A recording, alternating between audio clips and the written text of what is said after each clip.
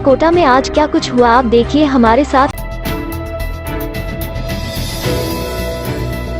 राजकीय महात्मा गांधी विद्यालय रामपुरा कोटा में प्रार्थना स्थल पर योग, प्राणायाम और सूर्य नमस्कार कार्यक्रम के साथ साथ प्रधानाचार्य श्री घनश्याम वर्मा ने सभी छात्रों को समर्पण भाव से शिक्षा से जोड़ने का आह्वान किया। इस कार्यक्रम के बाद विद्यालय के छात्रों और स्टाफ द्वारा रामपुरा बाजार से गांधी चौक तक वृक्षारोपण रैली निकालकर पर्यावरण संरक्षण का संदेश दिया और संस्था प्रधान ने इस अवसर पर बताया कि प्रत्येक छात्र को अपने परिवार के सदस्यों की संख्या के अनुसार वृक्षारोपण करने पर जोर दिया। इसके बाद गत वर्ष व्यावसायिक शिक्षा के छात्रों को एसडीएमसी सदस्य श्री अब्दुल गफ्फार की अध्यक्षता में छात्रों को बैग व अन्य पुरस्कार प्रधानाचार्य घनश्याम वर्मा द्वारा वितरित किए गए। एलयूसीईओ द्वारा निःशुल्क पाठ्य पुस्तकों का वितरण कार्य भी जारी है। आज विद्यालय में चल रहे हैं समर कैंप में पानी बचाओ विषय पर पोस्टर, नारा व निबंध प्रतियोगिताओं का आयोजन किया गया, जिसमें प्रथम द्वितीय उतरते स्थान प्राप्त करने वाले छात्रों को पुरस्कार देकर सम्मानित किया। कोचिंग नगरी कोटा में कोचिंग विद्यार्थियों द्वारा लगातार की जा रही आत्महत्याओं का सिलसिला थमने का नाम नहीं ले रहा है। जनवरी से अब तक 16 कोचिंग विद्यार्थी आत्महत्या कर चुके हैं। पिछले 3 माह में ही अकेले एलन कोचिंग इंस्टीट्यूट के 6 कोचिंग छात्रों ने अपनी लीला समाप्त कर ली, जबकि पिछले 7 दिन के भीतर ही एलन कोचिंग के 2 छात्र फांसी का फंदा लगाकर आत्महत्या कर चुके हैं।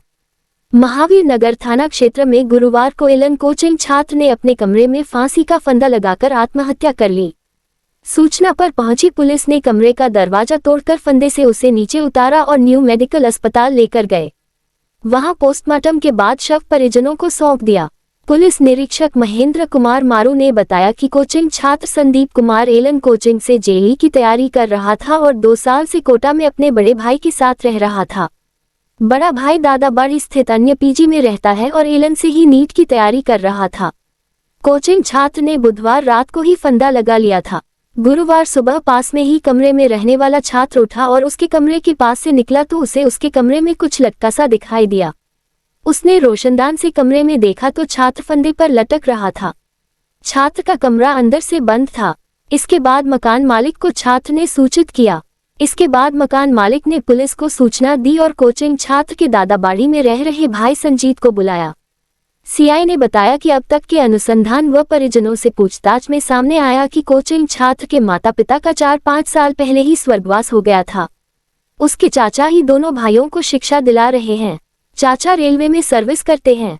मकान मालिक महेंद्र ने बताया कि रात करीब 9:30 बजे संदीप मेस से खाना खाकर आया था और उसने उनसे बातचीत की थी। वह बातचीत के बाद अपने कमरे में सोने चला गया था।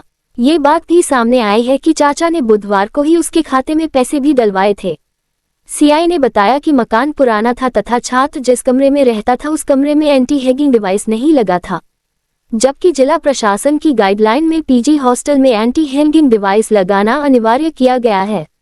एलन कोचिंग के निदेशक नवीन माहेश्वरी व नीतेश शर्मा को हमने फोन कर व व्हाट्सएप मैसेज देकर उनका पक्ष जानने की कोशिश की, लेकिन उन्होंने कोई जवाब नहीं दिया। नयापुरा थाना इलाके में पैदल घर जा रही एक 80 वर्षीय बुजुर्ग महिला से गुरुवार को दिन दहाड़े बाइक सवार 2 नकाबपोश बदमाशों ने सोने की झुमकियां लूटकर फरार हो गए। बुजुर्ग महिला झमकू बाई पत्नी लक्ष्मी नारायण ने घटना के बारे में परिजनों को बताया और मामला थाने में दर्ज कराया है। पीड़िता की बेटी प्रेम बाई ने बताया कि उसकी मां झमकू बाई नयापुरा बस स्टैंड के सामने अपने परिवार के साथ रह रही हैं। वह अपने पौत्र कालू के साथ सुबह 9:30 बजे सब्जी मंडी से सब्जी लेने गई थी।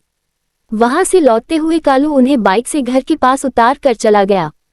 दिन के 11:45 बजे विवेकानंद सर्किल नयापुरा की ओर से वह छड़ी के सहारे धीरे धीरे पैदल चलती हुई अपने घर आ रही थी। तभी गणेश ट्रेवल्स के पास मोटरसाइकिल पर सवार 2 नकाबपोश युवकों ने उन्हें रास्ते में रोका और घर छोड़ने को कहा। वृद्धा उनके साथ मोटरसाइकिल पर बैठ गई, लेकिन मोटरसाइकिल चला रहे युवक मोटरसाइकिल घर की ओर नहीं ले जाकर प्राचीन चंबल पुलिया की ओर ले गए। वृद्धा ने रोकने की कोशिश की, लेकिन उन्होंने अनसुना कर दिया। वह वृद्धा को सुनसान जगह पर ले गए और धमकाकर कान की 1 तोले से अधिक की सोने की झुमकी छीन ली व गले से तुलसी की माला के साथ पीले मोती का मंगलसूत्र सोने का समझकर छीनकर ले गए। वृद्धा को धक्का मारकर नीचे गिरा दिया, जिससे वृद्धा के हाथ में चोट लगी। करीब 12 बजे वह घबराती व रोती हुई घर पहुंची और अपनी पुत्री और क्षेत्र की महिलाओं के साथ बस स्टैंड चौकी पहुंची। वहां नयापुरा थाने पर रिपोर्ट दर्ज करने की बात कहकर पुलिस ने वापस भेज दिया। सीसीटीवी में दिखे नकाबपोश। कर्मयोगी सेवा संस्थान के राजाराम जैन ने बताया कि पीड़ित बुजुर्ग महिला अपनी बेटी प्रेम बाई और अन्य महिलाओं के साथ कर्मयोगी सेवा संस्थान कार्यालय पर पहुंची और पूरी जानकारी दी। इस कार्यालय में लगे सीसीटीवी कैमरे को चेक किया गया तो दो नकाबपोश युवक के साथ 11:44 पर बाइक पर बुजुर्ग महिला बैठी स्पष्ट दिखाई दे रही है। कर्मयोगी ने सीसीटीवी कैमरे की रिकॉर्डिंग निकालकर महिलाओं को दी और नयापुरा थाने में रिपोर्ट दर्ज करने के लिए भेज दिया। इनका कहना है, इस मामले में अभी बुजुर्ग महिला अपनी पुत्री के साथ आई है और मौका मुआयना देखने जा रहा हूं। अभी रिपोर्ट नहीं दी गई है। रिपोर्ट आने पर नए कानून के तहत बीएनएस में मुकदमा दर्ज किया जाएगा। बजरंग लाल, एएसआई नयापुरा थाना कोटा शहर। इस रात की सुबह नहीं होती जब तक हाथ में उसकी गर्माहट नहीं होती। चाय का प्याला, अखबार साथ पुराना है, मिट्टी से जोड़ता है। खबरों की खुशबू से सारा घर महकता है। हर रंग में ढला कहानियों से किस्सों तक ले जाता है बेरोक टोक। देश के हर हिस्से तक ये हकीकत का आईना है। ख्वाबों को सच करके दिखाता है। दैनिक नवज्योति, आपके लिए, आपके साथ। ये थे आज के मुख्य समाचार। विस्तार से जानने के लिए पढ़ते रहिए दैनिक नवज्योति।